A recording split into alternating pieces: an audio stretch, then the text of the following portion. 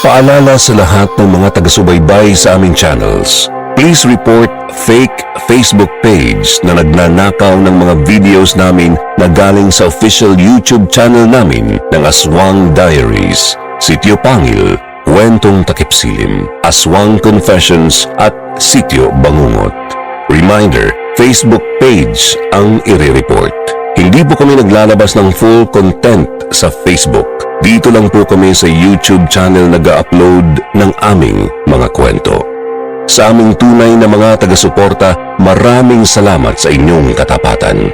Kayo po ang dahilan kung bakit kami nagpapatuloy. Maraming salamat.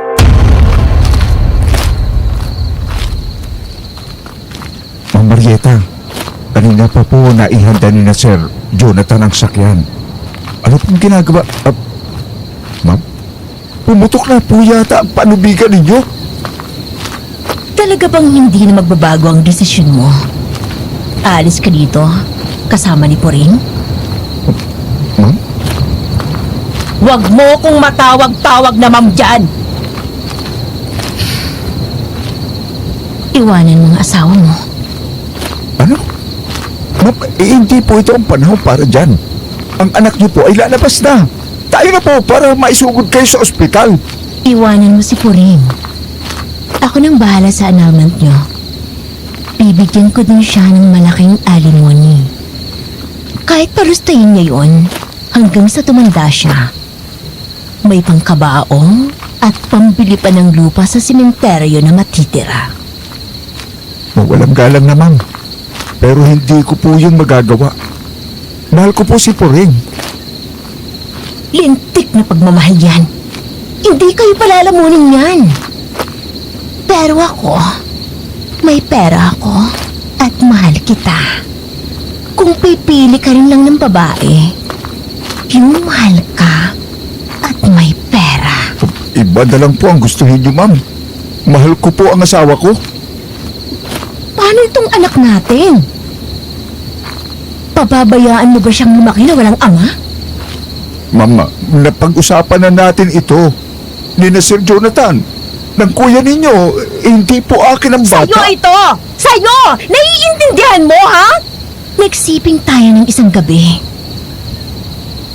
Marami po ang nagpapatunay na ginapang ninyo ako. Ma'am, tama na po. Hayaan nyo namang manatili po ang respeto ko sa inyo. Tigilan nyo na ito. Talagang yan na bang sagot mo, ha?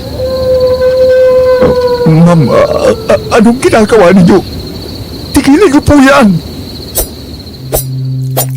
Naglabas ng punyal si Marieta at hiniwa pababa mula pulsuhan ang kanyang braso. Pagkatapos ay inilihis niya ang kanyang bestida. Ipinasok niya ang kanyang kamay sa kanyang pagkababae at pilit hinigit ang sanggol niya palabas doon. Kung hindi ka magiging akin, hindi ka mapupunta sa kahit na kanino. Kabel et Hadzati, kunin mong alay ko at puksain ang nagbibigay pighati sa akin. Huwag!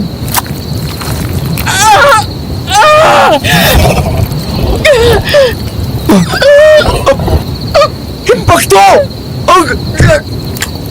Puring! Takbo! Umalis ka na dito! Ipala mo kina Sir Jonathan ang nangya! Sa gabing ito, isinusumpa ko. Hahabulin kita! Hahabulin ko kayo! Wala sa pamilyang ito ang magiging masaya! Walang sanggolang mabubuhay sa pamamahay na to! Walang hiya! Huwag ako! Lumayo ka!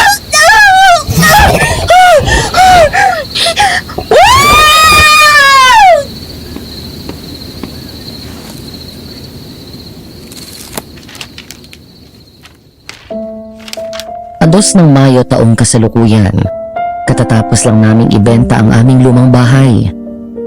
Bahay ang tawag ko, pero mansyon ang tawag ng iba. Taong 2020 nang tuluyang sabihin sa amin ng isang albularyo na maaari na yung ibenta. Pero taong 2005 nang maayos namin ang problema ng aming ari-arian. Yun din ang taon Natuluyan na kaming nilisa ng aming lolo na si Jonathan, na kung tawagin namin ay Lolo Natnat. Dear Aswang Diaries and Madam Venus, pakitago na lang po ako sa pangalang Ranel. Hindi po ako handa na makilala ng mga tao at mapaugnay sa tunay na kwento ng aming pamilya. Minsan akong nagkwento sa mga kasamahan ko sa trabaho sa dating kumpanya na pinapasukan ko. Kinatakutan nila ako. May sa impacto ang naging bansag sa akin. Ang iba naman, lahing mangkukulam. Ang akin pong ibabahagi sa aking liham ay halaw sa mga tunay na salaysay ng aking lolo Natnat, ng aming katiwala at ng dalawa kong kaibigan na nanilbihan doon noong tag-araw ng 2005.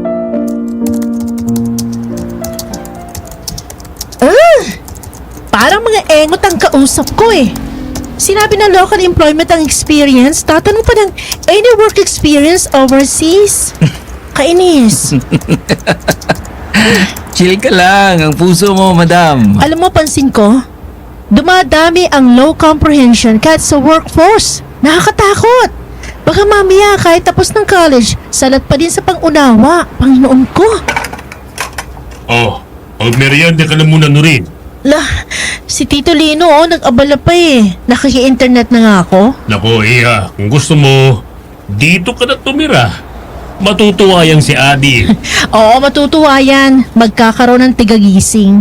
Hoy, kung ikaw ang gigising sa akin, matutuwa talaga ako. Biruin mo, pang binubuni binibining Pilipinas ang ganda. Ah, ganon. Binubuni ha? Oops, wag kang susugod. May tawag ako. Sino? Bagong babae mo? Kilala ko? Sus! Selos naman agad siya. Hindi po, ayan oh. Referral. Eh di sagutin mo na, bilis!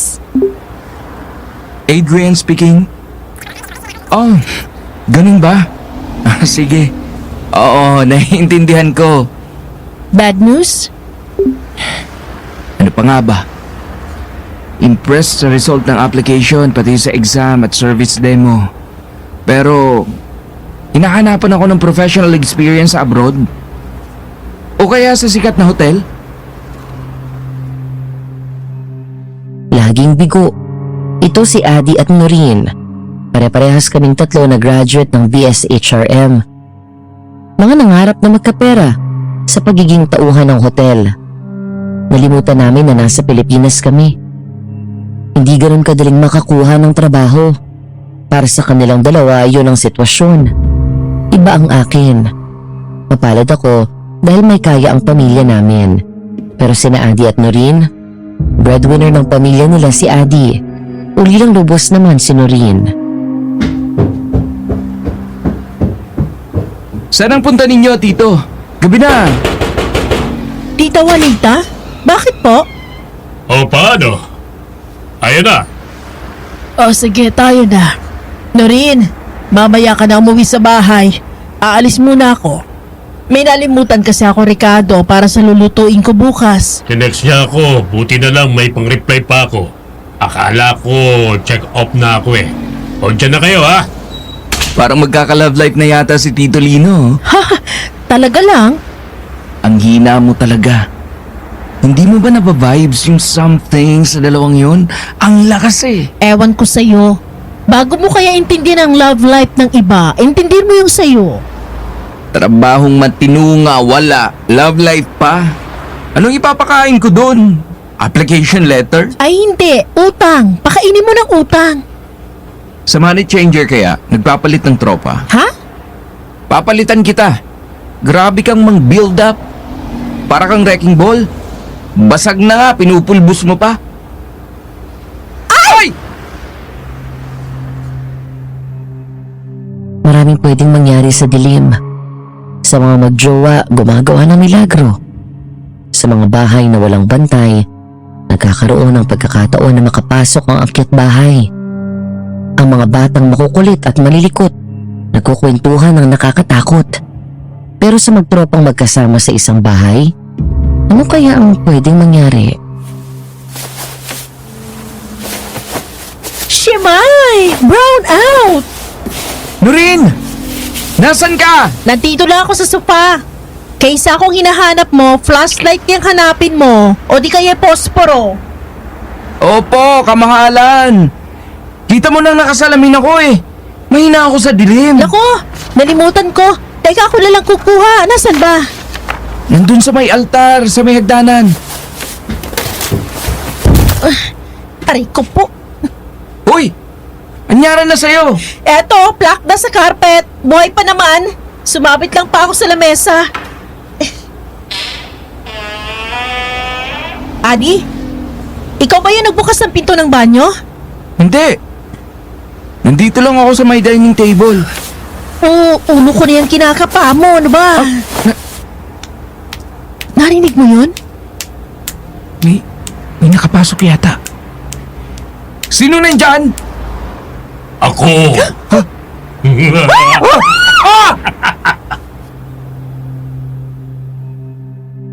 Walang kapantay na takot ang lumarawan sa mukha ng dalawa. Sino bang hindi matatakot sa kalokohan ko? Sa gitna ng pangangapa sa dilim, biglang may bumulaga at tumawa na parang demonyo. Natural na piko ng dalawa sa akin, kaya bilang pagbawi, niyaya ko silang dalawa sa isang mamahaling cafe. Kinabukasan, hinayaan ko silang umorder ng gusto nila. Siyempre, ako ang may sagot. Sky's the limit pa. Thank you. Sa amin muna itong menu, ha? Baka may magustuhan pa kami. Seryoso ka dyan? Ang dami na naming in-order. Baka may magustuhan pa kami ka dyan. Oo nga. Halos mapuno na nga itong table oh. Oo. Baka may magustuhan pa kami. Ang sabi ko. Dahil puro order nyo yan. Paano naman ako? Hindi pa ako na-order. Kahit isang tasang kape. Ay, order ka na din. Mamaya na. Isa pa, gusto kong malaman nyo na seryoso akong nahingi ng sorry sa ginawa ko kagabi. Okay na yon. Okay na yon, pero ako hindi okay. Nakakainis kayo. Talagang nilimot nyo na may isa pa kayong kasama. Nasa banyo lang ako. Paano naman hindi, Ranel? Mahigit isang oras ka yata sa loob. Sinabi ko na sa inyo, ayaw lumabas. Halos mapiga ko ng t-shirt ko sa pawis. Kaka-soft drinks at junk foods mo yan. Kita mong tag-araw na. Kaya pandalas ka na ng pawis. Tapos, hindi ka magtakaw sa tubig. Oo na. Nanermon ka na naman, Lolo Adi. Pero, ba't mo nga ba kami niyaya dito? Nagyayaya ka lang sa mga ganitong lugar kapag may gig ka para sa amin. Magtalas mo talaga, Nuri. Sana sa ibang bagay din matalas ka. Aray! Ano yun? Si Adi nanana... Nadali ko lang. Di ba, Ranel? Oo. Nadali lang niya. Kagaya ng nabanggit ni Noreen, ako ang kadalasang nagbibigay ng referrals ng trabaho para sa kanila. At sa kung bakit ako tinadyakan ni Adi, yun ay dahil matagal ko nang alam na patay si Adi kay Noreen. Hindi lang makaamin. At ngayon pa lang po, Madam Venus, gusto kong linawin na wala po akong gusto kay Noreen. Pero dream girl ko po ang tita Juanita niya. Sa tanong mo na rin, oo. May gig ako para sa inyong dalawa. Yun! Pero, stay in to. Saan naman? At gaano katagal? Summer lang. Sa isang mansyon. Go ako! Pero, gusto ko munang marinig niyo ang ibang detalye bago kayo kumagat sa offer na to. Sige. Sige! Medyo liblib ang lokasyon ng mansyon. Nakatayo yun sa malawak na private land. Hindi naman pahirapan ang paggawa ng basic needs dahil may dumadayo na tagadala ng lahat ng pangangailangan every 3 days. Pwede ding mag-request ng goods na gusto. Ibang klase, parang personal made na remote. Okay, tapos? May ibang staff din na kasama sa bahay. Maging ang isang katiwalang katulong ay kasama nyo doon. Paminsan-minsan, may family member na dadayo para lang sumilip saglit. Mangumusta, ganun. Mukhang okay naman. Ano pa? Sa trabaho naman, no pressure, basta ang usapan bago matapos ang summer. Natapos ng lahat. Yan ang gusto kong malaman. Anong inaasahang trabaho sa amin? Simple lang.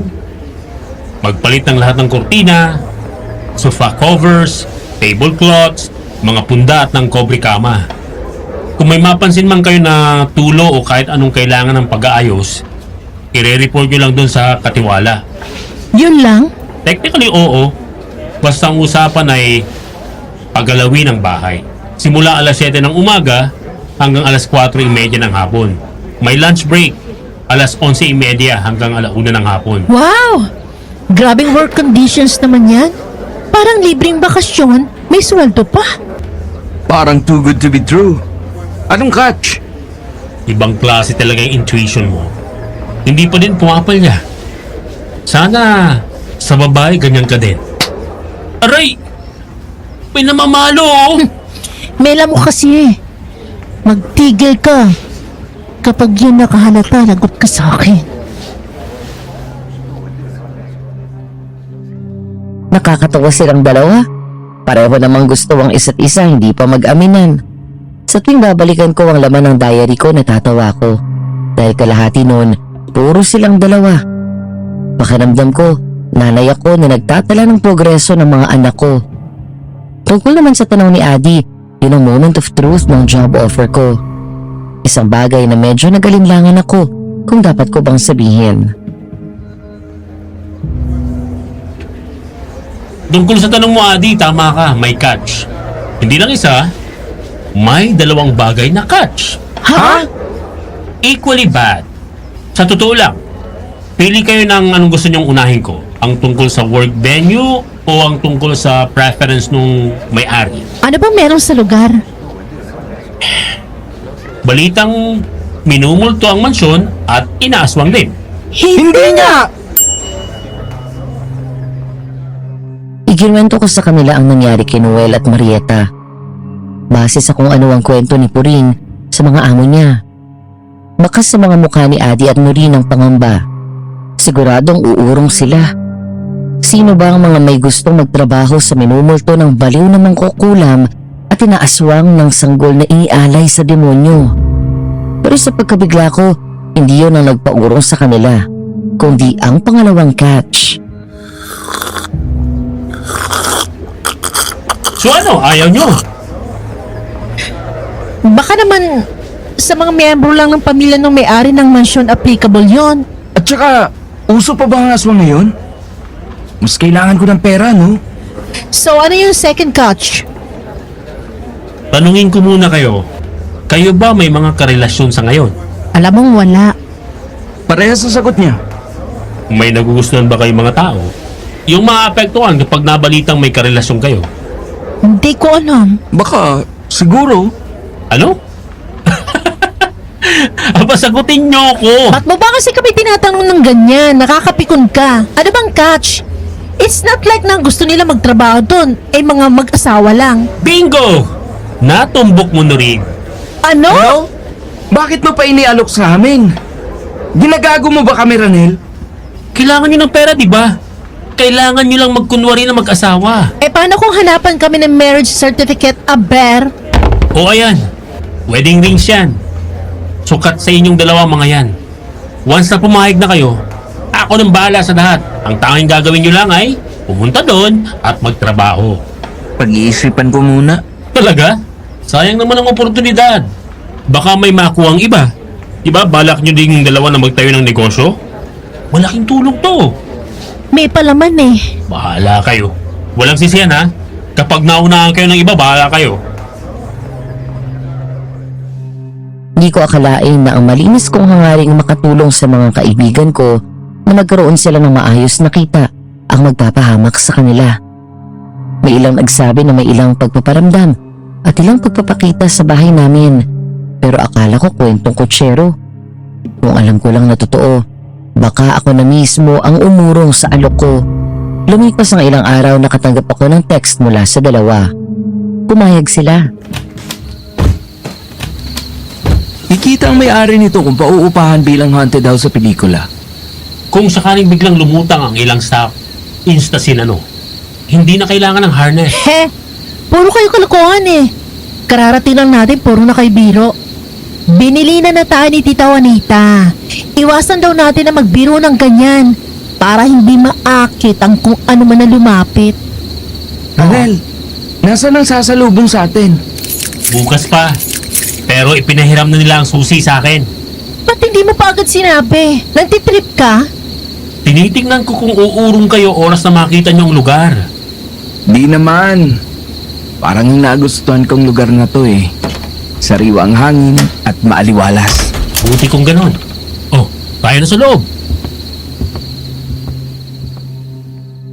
Dala ang aming mga gamit, pumasok kami sa loob ng ari-ariang malawak.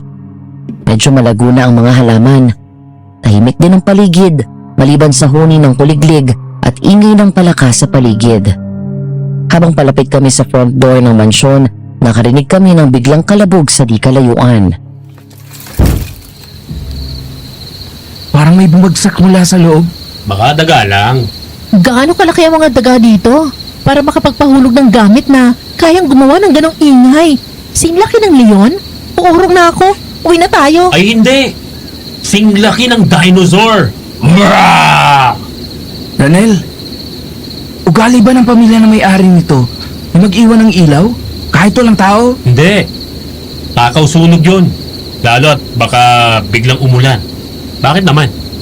Ayun oh, may ilaw sa itaas. Nasaan? Wala akong makita. Nurin, may nakikita ka ba? Wala naman. Sigurado ka, Adi? Sigurado ako na may ilaw yung bintana na nasa dulo. Ewan, wala naman eh. Pero yung narinig ko, may aso dito? Wala. Kita nyo ngayong summer lang nabuksan ulit ang bahay na to. Baka may naligaw. Ipahanap na lang bukas kapag dumating ang hardinero ng mansyon. Oh, eto na tayo sa loob. May 13 silid dito. Pili na lang kayo. 13? Siyam sa itaas, 8 guest rooms at master's bedroom.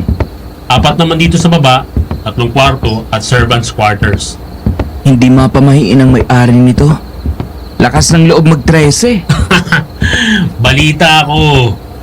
Dati na 12 lang ang mga silid. Nagpadagdag ng isa dito sa baba nang tumanda ang mga may-ari ng bahay. Kaya naging 13. Ah! Parang tanga itong mga to eh. Bakit kayo sumigaw? Eh ikaw, ba't ka din sumigaw? Nagulat ako eh. Natural sisigaw. Adi, bakit pinukurot ang braso mo? Anong tinitingnan mo dyan? Sabihin niyo sa akin na nakikita niyo din yan. Malapit sa may hagdan kung saan nandoon ang kwarto na inukupan ng matandang mag-asawa, may liwanag na sumisinag sa ibabang awang ng pinto. Marahan yung bumukas, kasabay ng mahinang mga yabag ng paang yapak. Isang figura ng babae na may dalang gasera ang lumabas doon. Nakaharang sa muka ang nakasabog niyang mahabang buhok na kasing kulay ng suot niyang animoy pantulog. Pumunit ang tili naming makapanindig balahibo sa kalagitnaan ng gabi.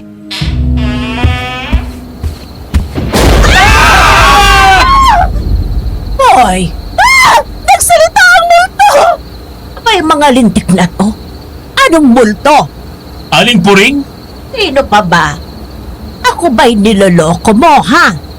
Bakit po ganyan ang ayos ninyo? Eh, nawawala kasi ang aking salamin. Huli akong nag-ayos ay doon sa kwarto ni na Sir Jonathan at Ma'am Ilya. Bakit po ba hindi kayo magbukas ng ilaw? Nakagasera pa kayo. Kala tuloy namin kung ano na kayo eh. Bakit hindi ako maggagasera? Pundido ang ilaw sa lahat ng parte ng bahay. Itong nasa may bulwagan lang ng mansyon ng maayos. Nang kumalma na kaming lahat, nagboluntaryo si Adi na palitan ng bumbilya noong kwartong nilabasan ni Aling Puring. Marahil ay naawa si Adi kay Aling Puring dahil naalala niya ang kanyang lola sa probinsya. Nasaan pong hagdan ninyo? At mga pamalit na bumbilya? Sino bang mga ito, Ranel? Sila po ang mag-asawang maninilbihan dito ngayong tag-araw. Yung makakatulong ninyong patakbuhin ang bahay. Mag-asawa talaga? Sinabi mo eh. Eh, nasa kusina yung mga bumbilya. Sa itaas ng kabinet, sa dulo, sa bandang kaliwa. Ang hagdan naman ay nasa likod bahay. May pintuan sa kusina. Paglabas ninyo, nasa kanan lang yung hagdan. Sige po. Noreen, samahan mo kaya ang asawa mo. Baka kailangan ng tulong. Sige. Susundan ko na siya. Ranel, pauwiin mo ng mga yon habang wala pang gulo. Aling Puring, Maloloko mo ninyo ang iba. Pero hindi ako. Walang relasyon ang dalawang yon. Kung meron man, siguradong nagpapakiramdaman pa lang. maayos po ang mga yun. Masipag, tapat din po. Mag-asawa ang kailangan. Sinabi na din yan sa'yo ng Lolo Jonathan mo. Ako na pong bahala doon. Tsaka, pilihin niyo na po na apo ko ng pamilyang ito. Ay nako, Ranel. Ano bang problemang dinala mong bata ka? Sige na naman po, Aling Puring. Sa lahat ng apo ni Lolo Natnat, ako ang paborito niyo, di ba? Eh, hindi niyo na ba ako mahal? Ewan ko sa iyo, Ranel. Sagot mo ang mga yan, ha? Opo! Yay! Love pa din ako ni Aling Puring! I love you po! I love you din. Sa lahat ng apo ni Lolo Jonathan o mas nakasanayan po na tawaging Lolo Natnat, ako ang pinaka-interesado sa mga kwento niya. Ako ang pinakabatang apo niya at isa kong ampon. Sabi ni Lolo, binili lang ako ng nanay ko sa isang taga Iloilo na walang pera at dalagang ina. Magkagayon pa man, minahal nila ako sa kabila ng pagiging kolokoy ko. Mga tipong halos nag-10 taon ako sa kolehiyo. Katulad ng sinabi ni Ranel, ako si Puring, ang katiwala ng pamilyang may-ari ng mansyon na to. Maaari niyo akong tawaging Aling Puring. Ako po si Adi at eto po ang misis ko na si Noreen. Oh, bakit parang nahihiya ka? Pasensya na po. Medyo naninibago pa lang po. Bagong kasal pa lang po kasi kami. Bagong kasal? Ay nako, baka puro landian lang ang gagawin niyo dito. Hindi po. Subukan niyo po muna kami kung paano kami trumabaho. Kung hindi kayo masayahan, aalis kami na walang reklamo. Bueno, kakagating ko ang hamon mo, Adi. Magiging tapat din ako sa inyo kung nasiyahan ako o hindi sa trabaho ninyo. Umaga, Marso 2005, nagsimula ang unang araw ni na Adi at Noreen. Unang ipinatrabaho sa kanila ang mga dulong kwarto sa second floor ng mansyon. Ang mga susunod na bahagi ay base sa kwento sa akin ni Adi at Noreen. Dito muna kayo sa master's bedroom. Ano mang problema na makikita nyo, sabihin nyo sa akin. Sige po. Nalimutan kong folding ladder. Kunin ko muna. Sige. Pahanginan ko na muna ang kwarto.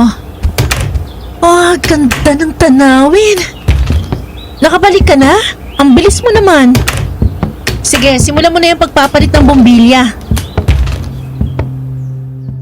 Patuloy na nagpaparaot pa rito ang yabag sa kahoy na sahig ng kwarto.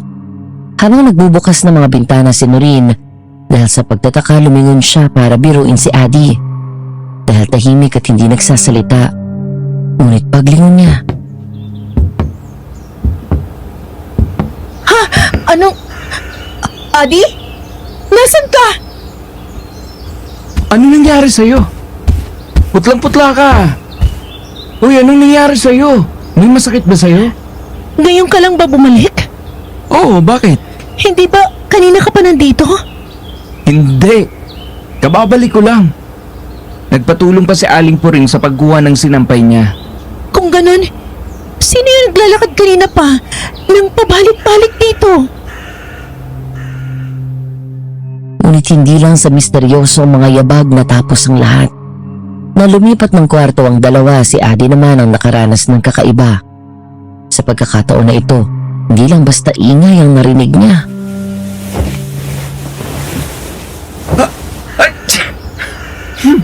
Grabe nga alikabok naman ito. Naku, baka magdiretso na yan sa sipon. Naku, wag naman. Wala akong dalang antihistamine. Kuha muna ako na maiinom para mawala din yan. Baka nanunuyo na din yung lalamunan mo. O sige, parang kang puno na nga ng alikabok ang ilong at lalamunan ko eh. Salamat. Wow, ang bilis namin. Nakadalawang kwarto na agad. Ay, pagod na yata ako. Dahil sa pagod, nagdesisyon si Adi na sumubsob muna sa dresser na nasa loob ng kwartong nililinis nila ni Noreen. Nagulat na lang siya nang biglang parang may malamig na kung ano ang umihip sa batok niya. Noreen? Wala pa siya? Bumukang pinto ng cabinet? Luz ba ang bisagra nun? Makaalis na dito.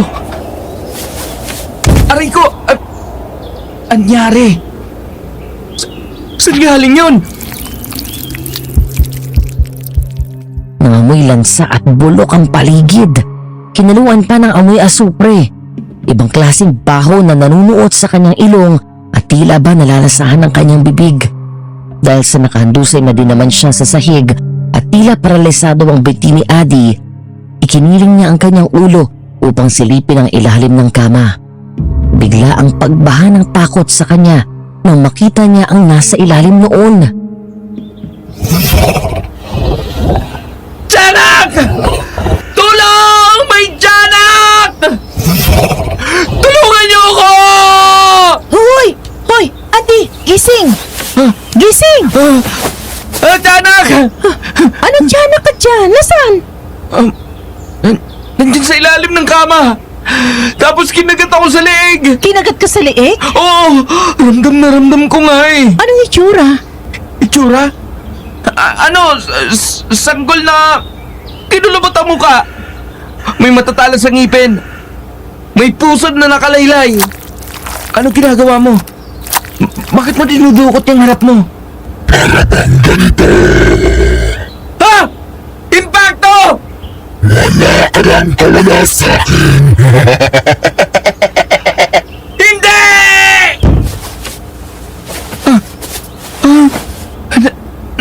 Nasaan na? May impacto dito!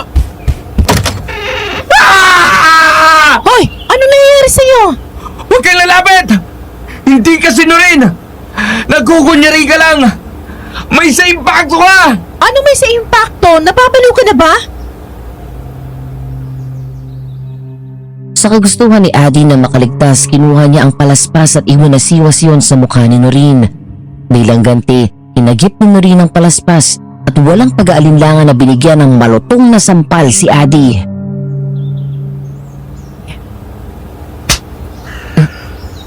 Noreen? O ano? Matino ka na ba?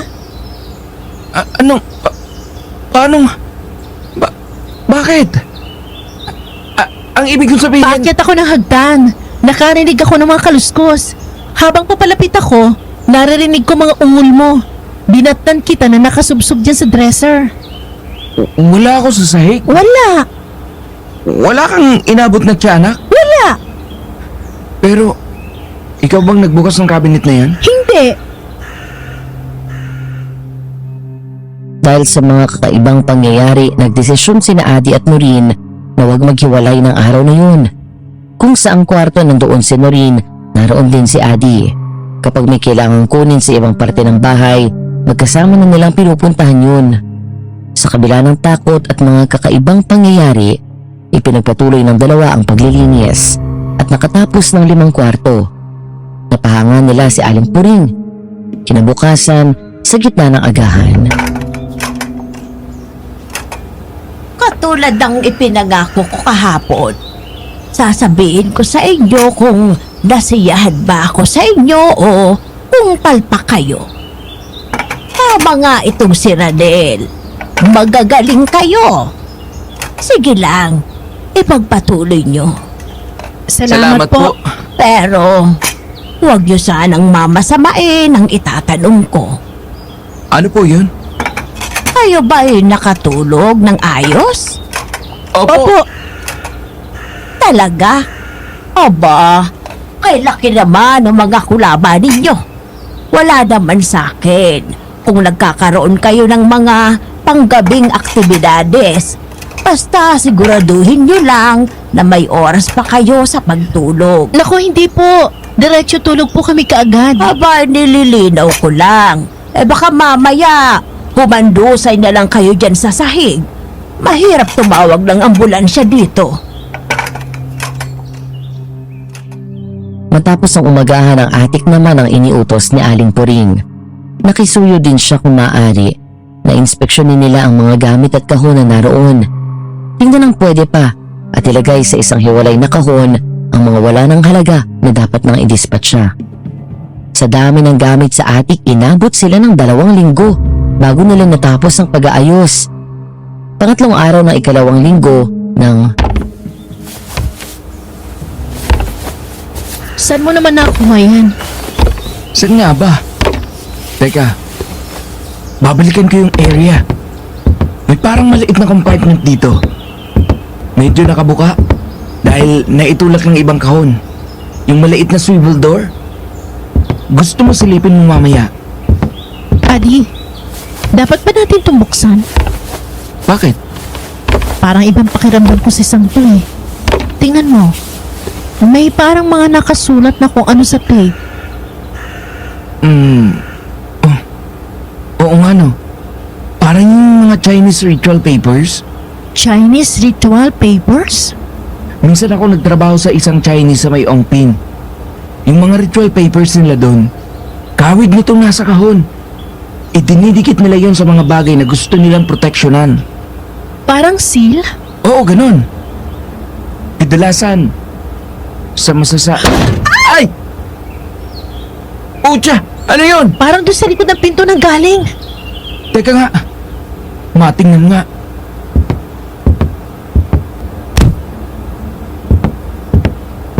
Ano yung dala mo? Ito yung nakita kong nahulog sa likod ng pinto. Ang laki naman. Patingin nga. Noreen, tama na yan. Ha? Bakit? Nakakita na ako ng ganyan. Hindi maganda yan. Mabuti pa. I-report natin kay Aling Puring to. Hoy, halak ka. Bakit? Kumalma ka. Nanginginig ka, Adi. Naaalala mo ba yung sinabi ni Ranel? Yung tungkol sa kapatid na babae, nung may-ari ng mansyon na to. Oo, bakit? Minsan ako nagsilbi sa Quezon, di ba? Doon sa isang resort na nag-guest ng mga taga-Europe. Oo, nabanggit mo yan minsan. May isa doon, self-proclaimed witch. Parehong white magic at black magic ang gamit niya. May malaki din siyang libro. Kamukha niyan. Ah, ganun ba? Book of Shadows ang tawag nila sa ganyan. Dahil personal na libro ng mangkukulam yun. So, parang diary to. Ganyan-ganyan ang Book of Shadows ng black magic noong self-proclaimed witch na yun. Ano?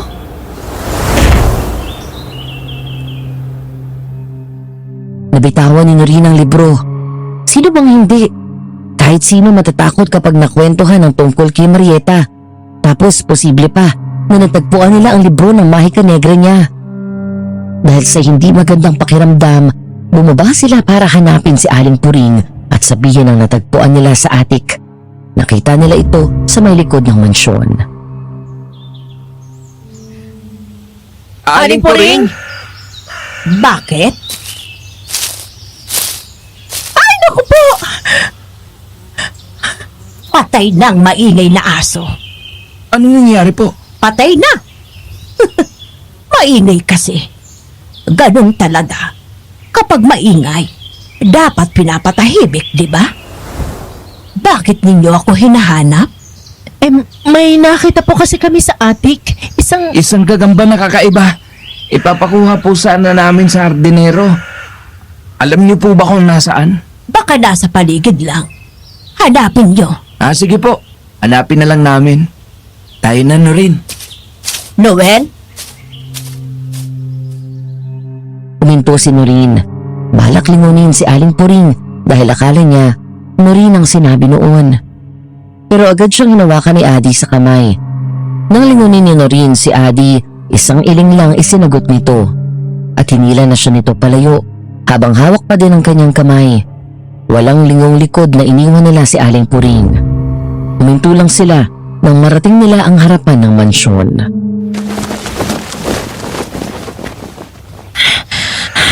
Bakit tayo pumunta dito? At anong gagambang sinasabi mo kay Aling Puring? Wala naman tayo nakitang gagamba. Nakita mo ba yung aso? Naman! Pinaalala mo pa! Ba't kayo nagkaganon yun? Paano naatim ni Aling Puring na titigan niyo sa ganong estado? Hindi si Aling Puring yun. Ha?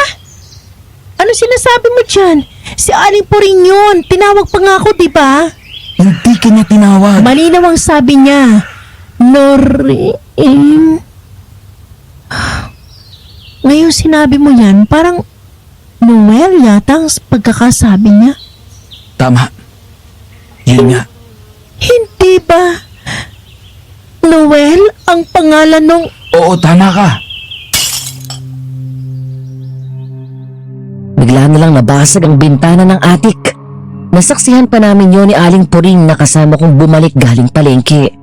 Bagong baba kami ng aming inarkilang tricycle at nagbababa ng pinamili nang marinig namin ang ingay kasabay ng tiling na rin at sigaw ni Adi. Kuya, eto ang bayad oh. Huwag mo nang suklian. Patulong na lang ako sa pagbaba ng mga pinamili namin. Aba, anong ginagawa ng mag-asawang yon sa harap ng mansyon? Tapos na kaya sila sa trabaho nila sa atik? Baka nagpapahangin lang po. Ay naku po, Ranel, madali ka. Tingnan natin. Baka kung ano nang nangyari sa mag-asawa. Baka natatabaan ng bubog. Agad naming nilapitan ang dalawa, pero sa pagtataka namin, ang mga mata nilang puno ng pagkabigla, nahaluan ng di maipaliwanag na takot nang makita nila kami na papalapit sa kanila. Ayos lang ba kayo? Hindi ba kayo nasaktan? Aling Puring? Kayo na ba talaga yan? Anong klaseng tanong yan? Ikaw ba'y natimang na ng tuluyan? Saan po kayo galing? Kinuha ko sa bayan ang ating mga pangunahing pangangailangan. Yasking si Tomas kasi. Napilipitan daw ng ugat sa gulugod. Kaya hindi na muna makakapaghatid. Nagpasama ako kay Ranel. Oh, anong nangyayari sa inyong mag-asawa? Parang takot na takot kayo ah. Hindi po ba? Nasa likod lang kayo ng mansyon kanina? Sa likod ng mansyon? Saan doon? Doon po sa may maliit na kaparangan na napapalibutan ng mga puno ng saging. At bakit naman ako pupunta doon? Hinding-hindi ako pupunta doon. Isinusumpa ko ang lugar na yon. Nang matapos ang palitan na yon, kinausap na ng dalawa si Aling Puring. Sinabi nila ang tungkol sa libro na nakita nila at sa kahon na natagpuan nila sa atik. Bakas ang pagkabahala at paglambong ng takot sa mata ng matanda. Hirap man sa pag-akyat, pinilit nitong marating ang atik. Ngunit pagdating namin doon, Aling Puring, okay lang po ba kayo? Magiging ayos naman. Nasaan ang kahon? Nasa loob po, pati na yung libro. Sigurado ba kayo na hindi ninyo pinakailaman ang kahon? Hindi ninyo binuksan? Sumusumpa po ako. Hindi namin yung binuksan. Naku po! Anong nangyari? Bakit ganito na? Nakakadiri! Ay, Diyos na mahabagin! Tulungan niyo nawa tayo! tumambad sa amin ang kahon at ang libro na parehas bukas na. Sa ibabaw ng librong nakabukas ay ang asong nakita ni na Adi at Noreen. Wasak ang katawan na kahalintulad sa bagong katay na baboy sa palengke. Itinuro ng dalawa kung saan nila nakuha ang kahon. Ngunit nang amin yung tignan, sarado na ang pintuan ng compartment. O mas tamang sabihin, na wala na talagang compartment. Nagpunta siguro siya dito kaya nabasag ang salamin na bintana nitong atik. Sino pong siya? Hindi ba't sinabi ninyo sa akin na may nakausap kayong kamukha ko? Opo. Pero, kinutuban na po ako na hindi kayo yun. May kakaiba sa kanya eh. Parang mas matalas ang mata, tapos medyo amoy asupre siya. May kakaibang kilabot din hatid ang mga mata niya kapag natitigan ka. Parang naaalala ko si Noel sa iyo. Ganyan na ganyan siya noon kapag nakikita niya si Mama Marieta. Pero ba't niya po tinawag si Adi na Noel? Marahil, yan ay dahil dito. Kinuha ni Aling Puring ang kanyang wallet. Marahang inilabas ng isang larawang pinaglumaan na ng panahon. Isang lalaking gwapo, medyo tsinito, matipunong katawan at may ngiting nakakataba ng puso ang tumambas sa amin doon. Pamilyar sa aming lahat ang mukha niya, ngunit sa larawang inilabas ni Aling Puring, wala siyang suot na salamin. Sa madaling salita, para silang pinagbiyak na bunga ni Adi. Adi? Sigurado ka bang hindi mo kamag-anak ng lalaki na to? Papasa kayong magtatay. Sigurado ako. Kahit ang posibilidad na magkamag-anak kayo ay hindi posible. Bakit naman po? Dahil noong gabing nilapa ng tiyanak si Noel, nagdadalang tao ako. Ngunit dahil sa takot sa aking nasaksihan ng gabing yon, nalaglag ang aming anak. Kaya imposible na magkaroon ng saling lahi si Noel. Naku po! Doreen, ang kasal ay isang sagradong bagay. Ito man ay ginawa sa simbahan o sa huwes. Ang kasal ay isang patunay na pinag-isa kayo ng tadhana at ng Diyos. Walang puwersa ang maaaring bumali noon. Opo. Ingatan ninyo ni Adi ang isa't isa. Manangan kayo sa inyong pananampalataya sa itaas. Wala siyang hindi kayang gawin. Basta manalig lang kayo. Naiintindihan mo ba? Opo. Batid ko na pare-pareho kaming tatlo ni na Adi at Noreen nang naramdaman ang sabihin ni Aling Puring ang mga katagang yun. Konsensya. Nakonsensya kami. Napariwala namin si Aling Puring na kasal talaga ang dalawa. Sa una nagduda siya.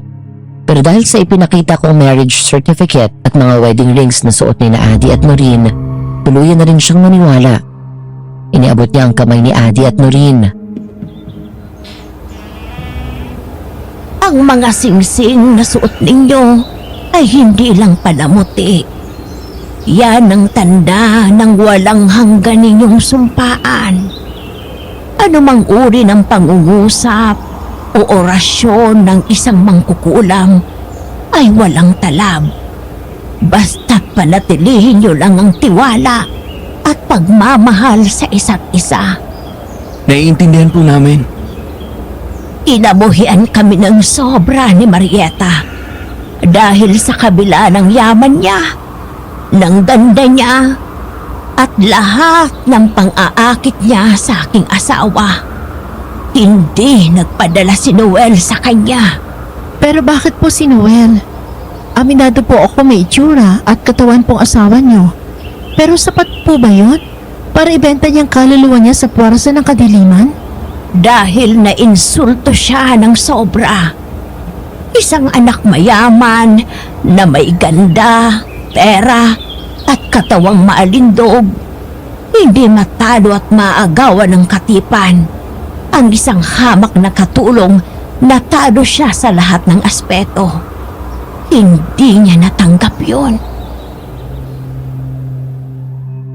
Nang gabing yun, hindi inaasahan ni Noreen na siya naman ang dadanas nang naranasan ng minsan ni Adi, ang patong-patong na bangungot.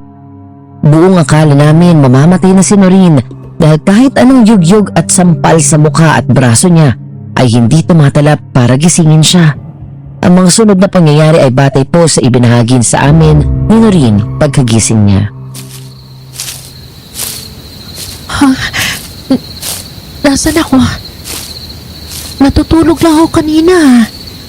Nauna ako matulog sa kanilang lahat dahil sobrang antok ko. Makabalik na nga sa loob. Sarado. Adi? Rodel? Aling Puring, pabukas po ng pinto! Ano yun? Saan galing yun? Hindi! Naku po! Adi! Rodel! Tulong! Gumising kayo! Parang awa nyo na! May aswang! Nandito yung tiyanak! Tulong! Tulong! Wag! Ano ginagawa mo? Wag mo halang kaya niya ang pusod ko! Hindi! Umalis ka! Hindi! Ayoko! Wag! Wag! Nagtagumpay ang tiyanak na makapasok kay Noreen. Mula sa pusod niya na kinutkot nito at pilit pumasok doon. Ramdam na ramdam ni Noreen kung paano pumasok yun doon. Ang sakit, ang hapdi, ang pagkapilas ng kanyang pusod at ang paggalaw ng kanyang bituka sa loob. Ayon kay Noreen, naramdaman niya na napaihi siya dahil sa sakit na naramdaman niya.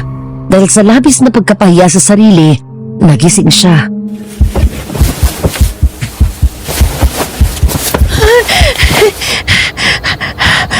Masamang panaginip. Shit naman oh. Ano ako, paslit? Pasa ang kama. Nakakahiya. Makapagbanyo na nga muna. Diretso ligo na din. Ay nako. Paano ko kayo ipaliliwanag ang basang kama? Diyos ko naman, Noreen. Nakakahiya ka.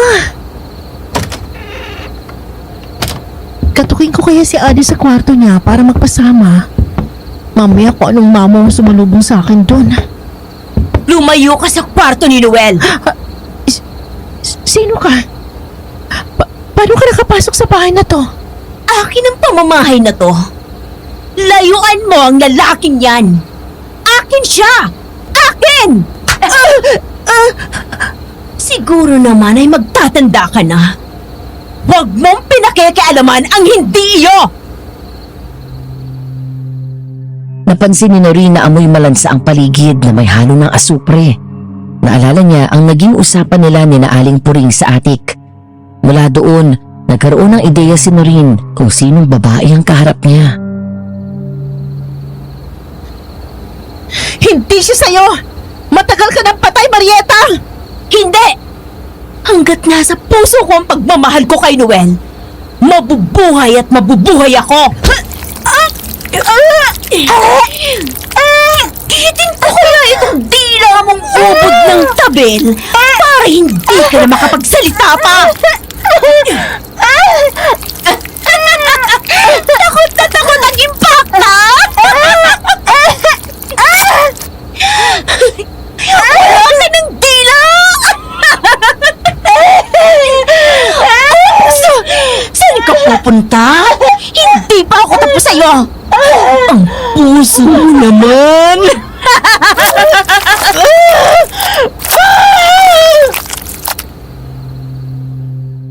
Sa kabaan ng gabi, pumunit ang makapanindig balahibong tili ni Noreen sa buong kabahayan. Si Adi ang unang rumisponde sa kanya. Panay ang yugyug niya sa babae, pero ayaw nung magising.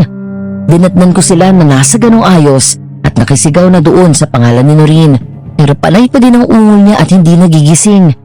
Nang magsimulang manigas sa mga paa ni Noreen, doon dumating si Aling Puring.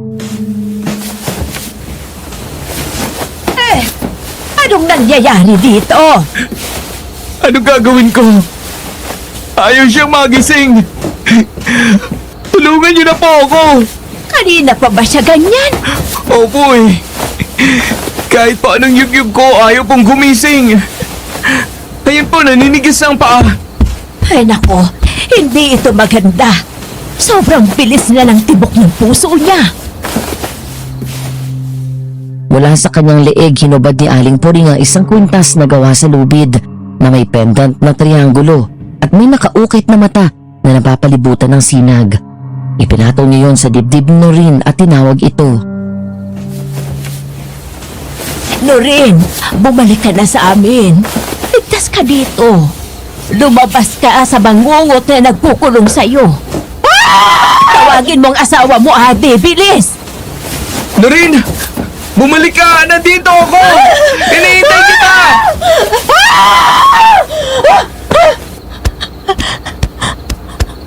Ate! Noreen!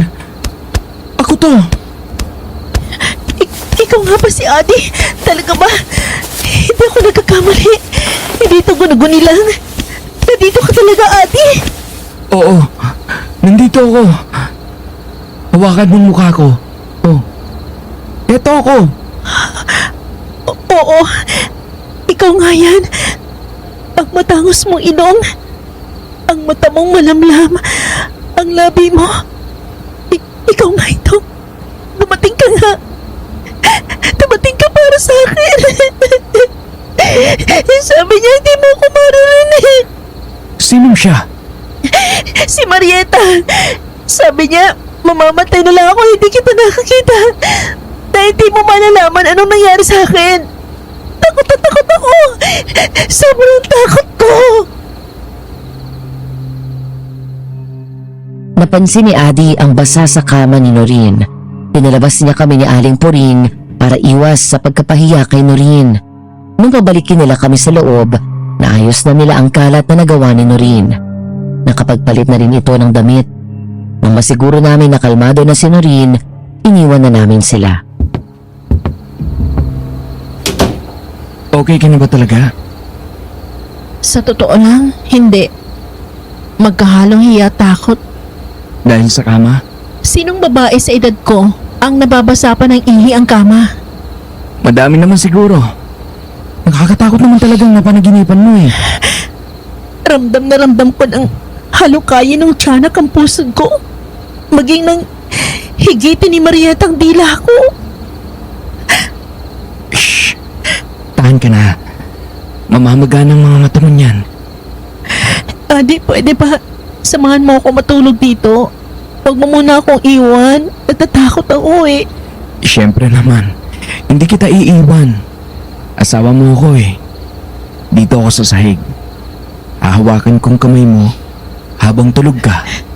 Sabi mo nga asawa kita, kaya bakit ka sa sahig? Dito ka sa kama. Malayo naman ang lugar kung saan ko nabasa itong kutsyon. At isa pa, nabaligtad na natin to. Kagaya ng hiniling ni Noreen, tumabi sa kanya sa kama si Adi at ikinulong siya sa mga bisig nito. Animoy pinoproteksyonan siya sa kung anumang uri ng kapahamakan. Naramdaman ni Noreen na bumigat ang mga mata niya. Anong ginagawa mo? Tinatapi kita. Silbing hele. Ayaw mo ba? Gusto naman. Swerte na magiging asawa mo. Sana lang alam niya kung gaano ko siya pinahahalagahan. Good night, asawa ko. Mapansin mo na sana ako. Ang sumunod na araw ang naging dahilan upang tuluyang sukuan ng dalawa ang lugar. Nagpasabi ulit ang tagahatid ng pagkain at ibang pangangailangan ng mansyon na hindi pa siya magaling. Dahil umaga naman, nagpaalam ulit kami ni Aling Puring sa dalawa. Sa kasamaang palad, wala ang ibang tauhan. Linggo noon at mga umuwi sa kani-kanilang mga bahay. Mukha namang di alintana ni Adi at Noreen ang pagsolo sa lugar. Magiging okay naman siguro kami ni Ate. Tapos na kami sa taas. Dito na lang kami sa ibaba gagalaw.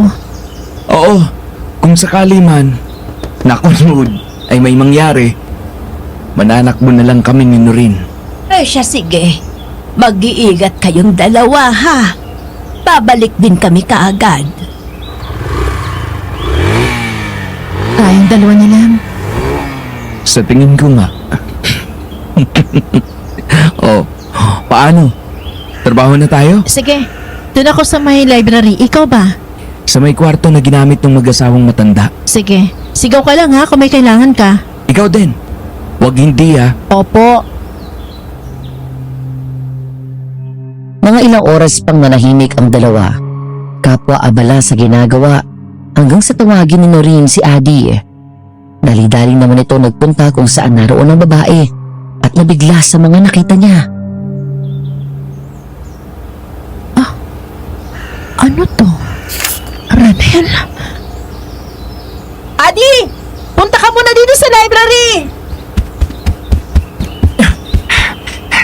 Bakit? Tingnan mo oh! Si Ranel! Damn! Matagal na niya tayong niloloko! Hindi siya basta taga-river. Miyembro pala siya ng pamilya na may-ari ng mansyon na to. Pero bakit na naman tayo pinaglihiman? At bakit nga tayo itinulak sa kapahamakan? Yun din ang hindi ko maintindihan eh. Never tayong ipinahamak ni Ranel. Tanda mo pa ba yung may nanloko sa kanya? Sabi malinis na gig, yung pala pukpukan at hustuhan? Oo. Tanda ko yun. Pinul out tayo ni Ranel. Nagbayad ba siya para lang makaurong tayo? Oo, kaya naguguluhan ako. Ba't siya ginawa to sa atin? Ang mabuti pa, hawakan mo na muna ang picture na yan. Tanungin natin siya mamaya. Kapag sumagot siya ng bantilaw, bibigyan ko siya ng isang straight sa mukha. Normal ang lahat, pero pagsapit ng hapon, naging kakaiba ang pakiramdam nila sa bahay. Pakiramdam nila ay may gumagapang na kung ano at tila ba may nakamasid sa kanila na may mali siya at nais silang gawan ng masama.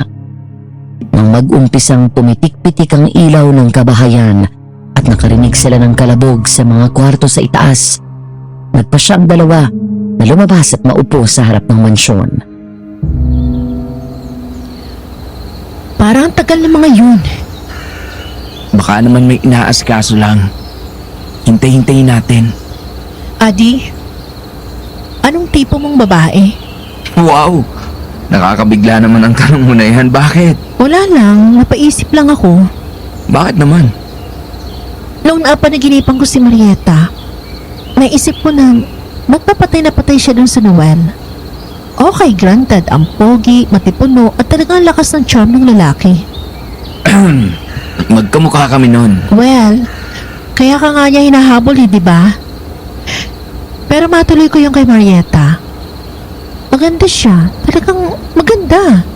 Matangos ang ilong, malago ang itim na buhok. Papasang pa Miss Universe ang hubog ng katawan niya.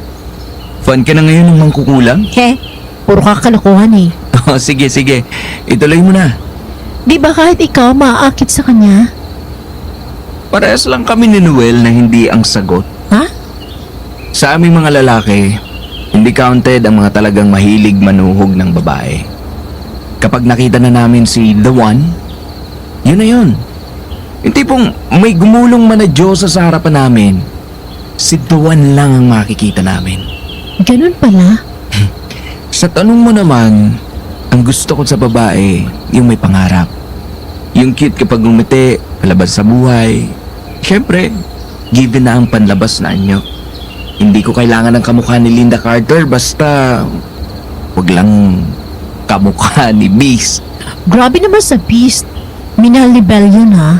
Ba? Makatotohanan lang ako, no? Ang hirap kaya na tuwing gigising ka sa umaga, para kang ma-heart attack dahil sa pangit na katabi mo sa kama. Ang sama mo. Tingnan mo to, parang tanga. Tatanong tapos mamimintas. Kapag nagsabi ng totoo ang kausap, Eh sa katawan, ayoko ng malamodel. Yung nakatusok ang buto? bakit? Aba, kapag may ginawa kami sa gabi, kawawa naman ako. Eh ang sakit ng katawan ko kinabukasan. Kita mong tatama ang buto ng hips nun sa akin eh. Dapat may konting laman para mas masarap yakapin. Loko. Ano yun? Di ko alam. Teka, tumayo tayo. Mahirap mahuli ng kalaban. Tumayo ang dalawa at matiim na inobserbahan ang paligid. Ayon sa kanila, nangamoy halong panghi at lansa ang paligid. kahalintulad sa amoy ng panubigan kapag pumutok na. May panakanak ang amoy din ng asupre at manamis-namis na nakakasulasok na amoy na bulok.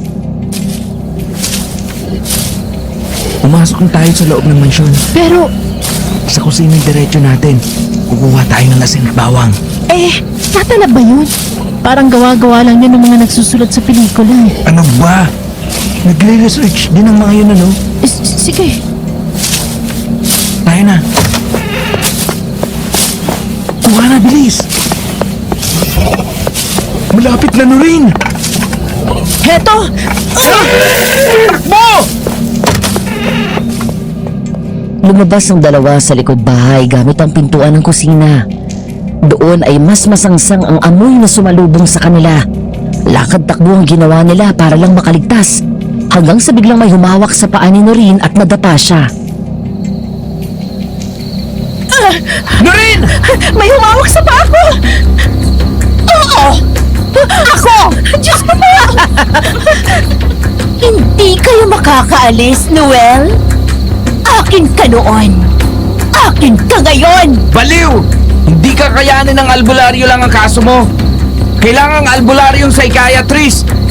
Ang lakas ng amats mong mangkukulam ka. Hetong sa'yo!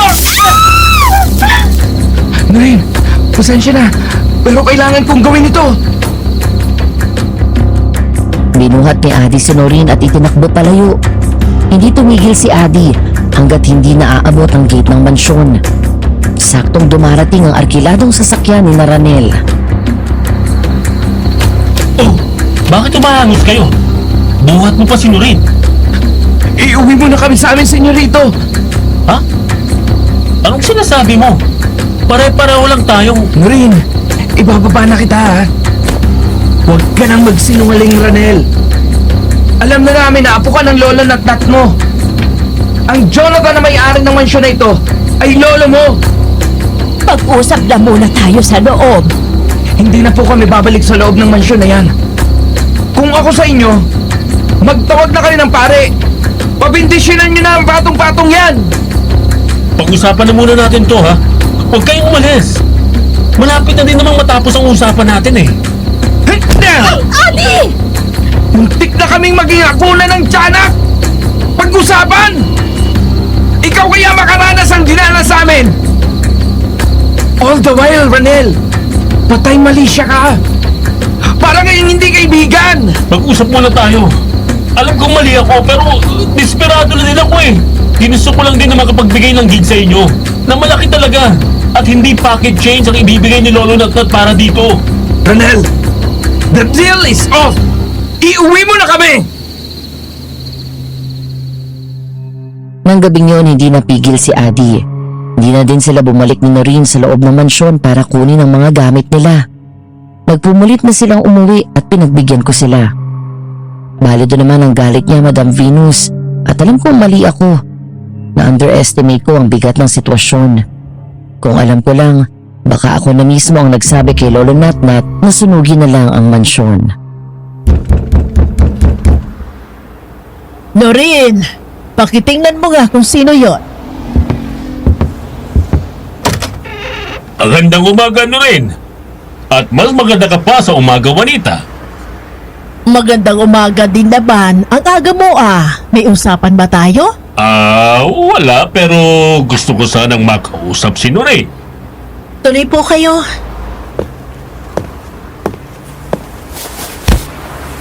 Bakit po? Noreen, hindi na ako magpapaligoy-ligoy pa. Anong nangyari sa inyo ni Adi nung tinanggap nyo ang gig ni Ranel? Bakit po? Ang pamangkin ko kasi, ilang gabi na siyang hindi natutulog ng maayos. May mga pasadi na nalabas sa iba't ibang parte ng katawan niya.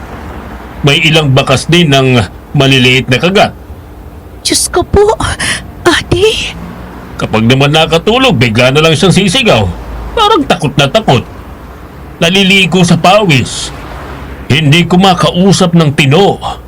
Nang tanungin ko siya, wala lang ang sagot. Yung panginginig, hindi yun wala lang no rin. Ang totoo po kasi niyan, Tito Lino, Noreen, Huwag mong sasabihin! Adi, Ano wag sasabihin? Ano bang inililihim yung dalawa, ha? Wala po. Tayo na. Umuwi na po tayo sa apartment natin. Huwag niyo na pong abalahin na magtiyahin. Adi, alam mo na hindi ka abala kahit kailan. Pasensya na po. Hindi ka na iba sa amin. Kaya nakasasakit ng loob na iniisip mo na abala ka sa amin. Sorry po. Nag-aalala na si Lino sa'yo. Hindi ugali ng tiyuhin mo na manggulo ng ibang tao. Tita Juanita, ano pong gagawin ko ba? Ako po ang breadwinner ng pamilya namin. Kailangan ko maging matured. Kailangan ko maging matatag, umarting matanda. I need to be an adult. Oy, ano kung breadwinner ka? Po? Ang pagiging matanda o adult katulad ng kasasabi mo lang ay hindi dahil lang sa breadwinner ka. Ang pagiging adult ay kapag wala ka ng masasandalan at ikaw na mismo ang sandalan. Tama yun, iho. Nandito pa ako, oh. Pwede kang magsabi ng problema mo sa akin. Natatakot po ako. Natatakot po ako na madamay kayo. Kaya ayoko magsalita. Hindi ba ganun ka din rin? Ayoko madamay si tita. Hindi natin alam ang bigat ang nangyari sa mansyon. Ano ba talagang nangyayari, ha? May multo, may aswang, maligno. Minolestya ba kayo ni Ranel? Paano po kung sabihin namin sa inyo na isang mangkukulam na baliw na may sa demonyo at isang tiyanak po ang humahabol sa amin? Ano? Isinalaysay ni Adi at Noreen nang buo ang dinanas nila sa mansyon. Habang nagbabahagi sila, walang sinabi si Juanita at Lino. Basta nakinig lang ang mga ito. Nang matapos sa pagkukwento ang dalawa, panabay pa silang inabutan ng tissue ng mga ito. Kaya pala parang may kakaiba sa bahay nitong mga huling ilang gabi. Pakiramdam ko ay may naglalakad dito sa baba kahit wala naman. Naglalakad? Oo, paruot pa rito. Tapos minsan, ang baho. Parang may nalimutan akong karne na tuluyan ng nabulok. Ako nga minsan nakakarinig ng mga boses, babae at sanggol. Yung babae parang boses ng may siraulo. Tawa ng tawa. Tinatawag ang pangalang Noel. Ho? Bakit hindi niyo sinasabi sa akin? At paanong sasabihin? Wala ka nang ginawa kundi magkulong sa kwarto mo. Isa pa, hindi naman ako sigurado kung anong meron. Tuloy! Bukas yan! Tita Nitay, nakita niyo po ba si Brownie? Kagabi pa po namin hinahanap ni Lola Josie, pero di po namin makita. Kahit po nung tawag namin, di po nalapit. Anak ko, Letlet, hindi ko pa nakikita si Brownie. Huli ko siyang nakita nung kauuwi lang nitong si Ate Noreen mo. Magandang umaga po. Ano maganda sa umaga, Sir Ranel? May bagong gig ka na naman ba? Itutulak mo ulit kami sa aswang, sa tiyanak, sa mangkukulam, ganon? Adi, valid naman ang galit mo. Pakinggan mo lang sana ako. Hindi lang ako ang pinahamak mo. Pati si Noreen. Adi, kumalma ka na muna. Nandito si Ranel para magpaliwanag siguro. Tama ka na rin. Nandito ako para magpaliwanag at humingi ng tawad. Galingan mo, ha? Dahil kapag bantilaw ang paliwanag mo, babasagan kita ng muka. Kahit pa mag-iiyak sa akin si Noreen at magalit siya sa akin dahil binugbog ko ang lalaking gusto niya. Ha? Gusto ko si Ranel? Gusto ako ni Noreen? Ha? Ha? Mabuti pa mag-usap na kayo. Kami na ni Lino ang tutulong sa paghahanap kay Brownie. Oo, mabuti pa ka. Iniwan nila kami sa awkward atmosphere. Walang may gustong magsalita. Puzzled ang nakarehistro sa mukha ni Adi. Iya ang nakarehistro sa mukha ni Noreen. At ako, siguradong mukha akong gago. Dahil ako ang mas matanda, 5 years ang ahead ko sa kanila, ako na ang naunang magsalita. Dinala ko ng gamit nyo. Salamat. Pero hindi pa rin kita napapatawad. Oo, alam ko. Ba't mo ba kasi ginawa yun? Sa pamilyang yun, sampid lang ako. Ano? Ampun lang ako ng nanay ko.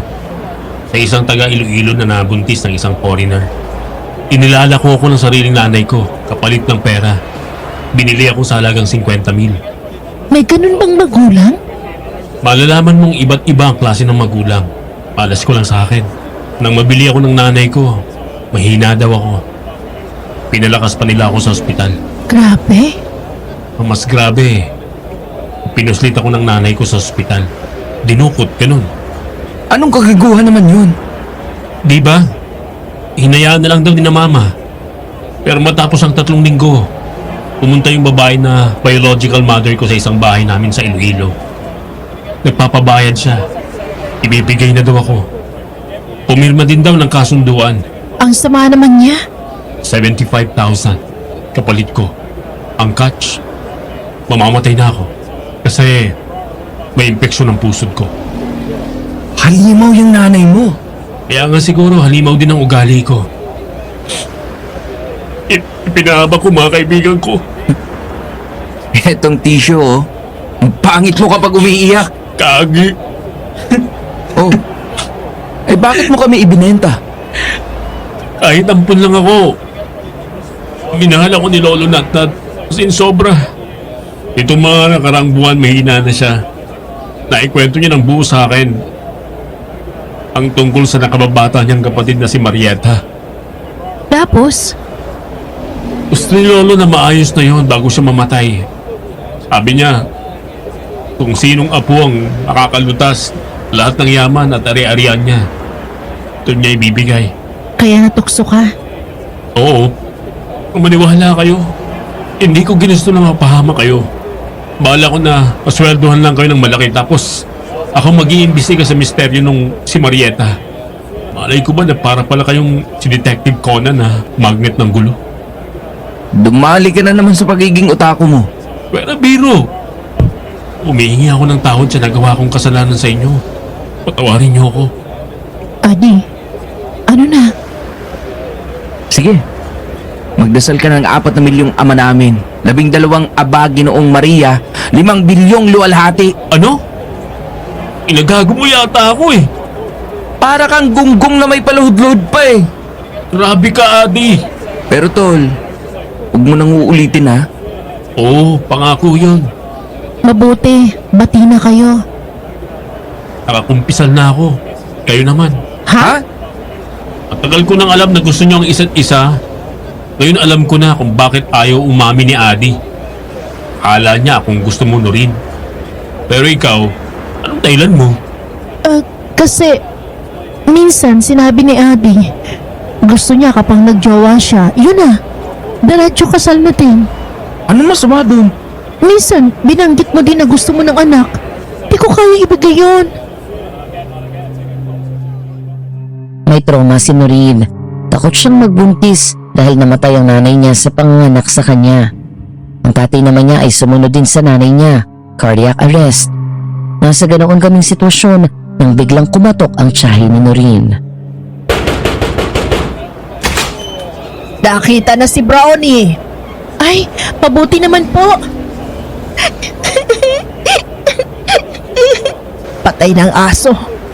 Parang baboy na kinatay. Nang mapatahan si Letlet, inilibing na si Brownie sa may gilid ng apartment. Pagkatapos inutusan siya ng lola niya na libutin ang buong loob ng apartment ni Adi at ni Noreen. Walang naramdaman ang batang medium, pero may naramdaman siya kina Adi at Noreen. Wala po ako nakita sa mga bahay nila, Lola. Pero kay Kuya Ati at Ate Noreen, may nakasunod po eh. Ay, Diyos ko. Magagamot po ba? Magagamot naman, kaso ang totoo niyan, iho. Ikaw po, Kuya, ang pinagsimulan ano? Sabi po ni Kalbo, ng kalaro kong duwende, sa'yo daw po galing ang pumatay kay Brownie. At ang nasunod na masamang espiritu kina Kuya Adi at Ate Noreen. Sorry po talaga, Tita Juanita.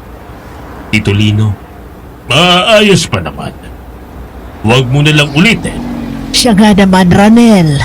Ang mahalaga nalaman agad bago pa tuluyang napahamak ang mga kaibigan mo. Para matapos na ang gulong ginawa ko, isinama ko silang muli sa mansyon. Sa pagkakataong yon, sinama na namin ang manggagamot na si Lola Josie. Pagdating pa lang sa may gate, daig pa namin ang nakakita ng live poltergeist shooting. Dinig sa gate ang bagsakan ng gamit. Magkagayon pa man, hindi namin kinakitaan ng takot si Lola Josie. Parang natatawa siya eh. Sakto na, gabi tayo nakarating. Ihahanda na natin ang mga gamit. Pagkatapos ay pagpatak ng hating gabi kung saan bukas ang lahat. Sisimulan natin ang ritual ng pagpapagaling sa lugar na ito.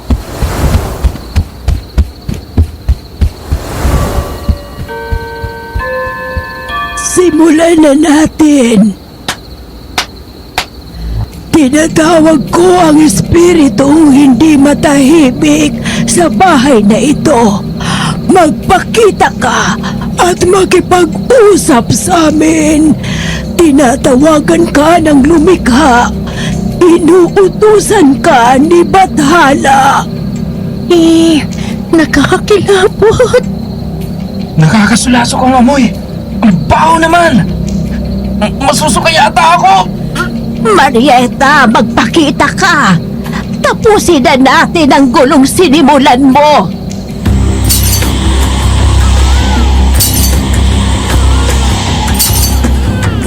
Hoy, muchacha! Ang kapal ng mukha mo para tawagin ako. Palayain mo ng sarili mo, Marieta.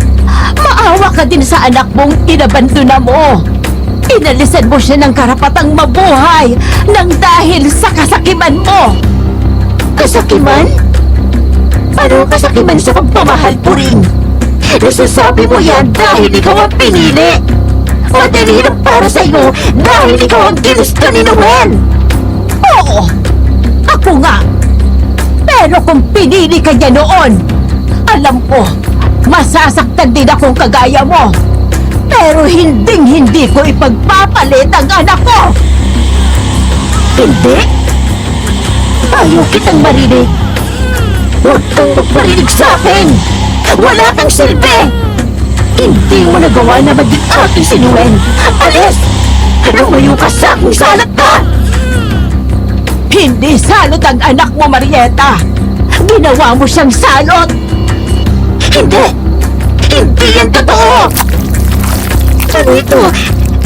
Hindi! Bakit lumalaki ang tiyan ko? Ayoko sa'yo!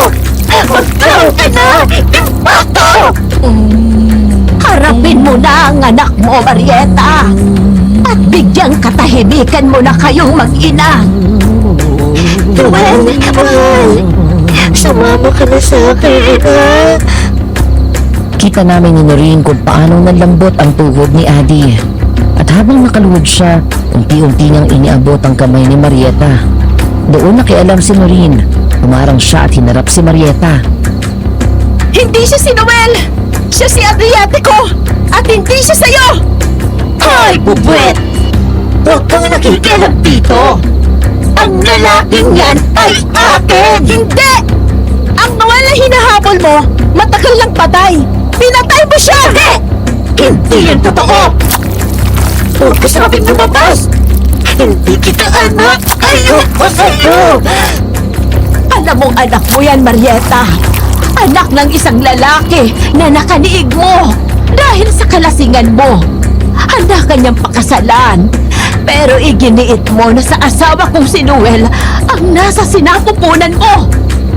Tumigil kayo! Noel! Mahal!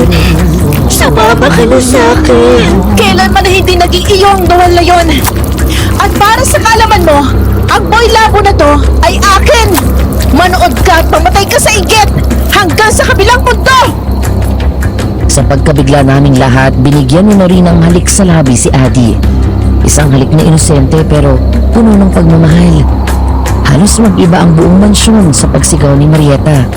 At si Adi, ayun, singlaki ng mga holen ang mata nang magbalik sa katinoan at natagpuan na magkahinang ang labi nila ni Noreen.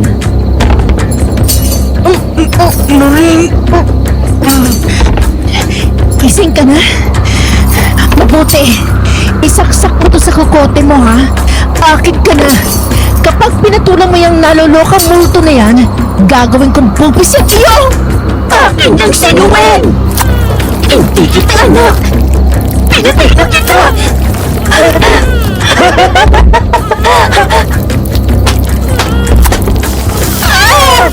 Nasusunod ako! Nasusunod ako!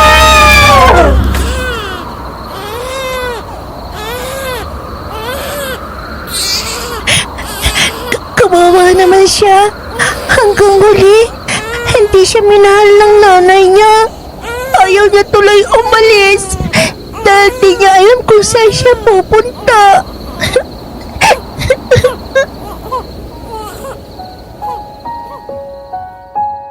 Nilapitan ni Noreen ang operasyon at walang takot na pinangko iyon. Para bang nanay siya na iniabot ang bagong silang niyang sanggol. Habang patuloy sa pag-usal ng orasyon si Lola Josie, kinausap ni Noreen ang aparisyon. Tahan ka na. Natatakot ka daw kasi wala kang mapuntahan? Sa akin, baka gusto mo. Maghihintay ka nga lang ng konti. Medyo mabagal ang future tatay mo eh. Pero pinapangako ko, mamahalin kita kapag dumating ka na. Hindi ako kasing yaman ng nanay mong una. Pero mayaman ako sa pagmamahal. Iyaan mo. Sisipagan ko. Para makarating ka kaagad sa amin. Adi? Makakatanggi pa ba ako? Hinalikan mo na ako eh. Hihintayin ka namin. Kaya naman pumunta ka na sa pupuntahan mo. Para magkita na tayo.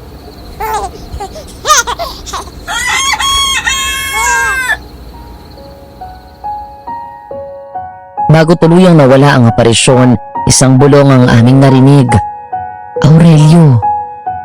Nanindig balahibo, pero hindi ang uri na nakakatakot. Parang tipong feel good na tindig po ng balahibo, Madam Venus. Pagkatapos noon ay biglang tumahimik ang mansyon. Tumigil ang paghangin at nawala ang nakasusulasok na amoy. Nawala rin ang pakiramdam ng mansyon na para yung may sariling buhay. Isa na lamang iyong tahimik na bahay. Tapos na. Napaalis na ang masamang espiritu at nabigyan na ng panibagong pagkakataon ng sanggol na inabandona ng kanyang sariling ina. Matatahimik na ang lugar na ito. Salamat po, Bathala. Kay buti po ninyo. Iinto mo na dito, Carlos. Iwan mo na kami. Elel, tinupad mo na ang pangako mo. Lolo Natnat, opo. Katulad ng ipinangako ko sa iyo, ikaw ang magiging nag-iisang tagapagmana ko. Sa iyo na din ang mansyon na ito. Adi, Noreen. Kilala niyo po kami? Paano niyo po kami nakilala? Wala nang ibang bukang bibig itong sa garating si Ranel kundi kayong dalawa. Maraming salamat sa pagtulong ninyo at sa pagpapatawad ninyo sa gunggong apo. May bonus kayo sa akin. Hiwalay pa sa bonus nyo. Salamat po. Marieta, pinakamamahal naming Marieta, patawarin mo kami na hindi ka namin napigilan. Alam kong hindi ka na mabibigyan pa ng panibagong buhay sa bigat ng iyong mga kasalanan. Pero hindi kita malilimutan. Mahal ka ni Kuya. Sana alam mo yun. Taong 2006 nang ikasal ang mga kaibigan ko. Sinagot ni Lolo Natnat ang kasal ni Adi at Noreen. Hindi ng taon na sumakabilang buhay din si Lolo. Nagpakasal naman sa Huwes ang babaeng lihim ko minahal na si Juanita sa tiyuhin na byudo ni Adi. Nanatili kaming magkaibigang tatlo at naging ninong ako ni Aurelio Junio. Ipinanganak siya ng 11 araw ng Hunyo 2010. Ang mansyon na minana ko ay pinagkakitaan ko bago ko tuluyang binenta. Oo, pinaupahan ko yun sa mga gumagawa ng pelikula na naghahanap ng bahay na bagay sa katatakutan. Sa kasalukuyan, may ilan akong business at swerte namang nakakuha ng pwesto sa mga sikat na malls. Asawa? Wala pa. Kung sakali sana, kaya niyang tanggapin ang pagiging ampun ko at ang koneksyon ko sa mangkukulam at sa tiyanak. E di maganda. Pagmamahal, isa lang ang alam ko. Hindi natatapos ang pagmamahal. Kapag nagmahal ka ng lubos, responsibilidad mo din na matutunan na tanggapin kung hindi ka man piliin. Huwag tayong matakot pagmahal, pero matuto tayong tumanggap ng pagkatalo. Hanggang dito na lang po, Ranel.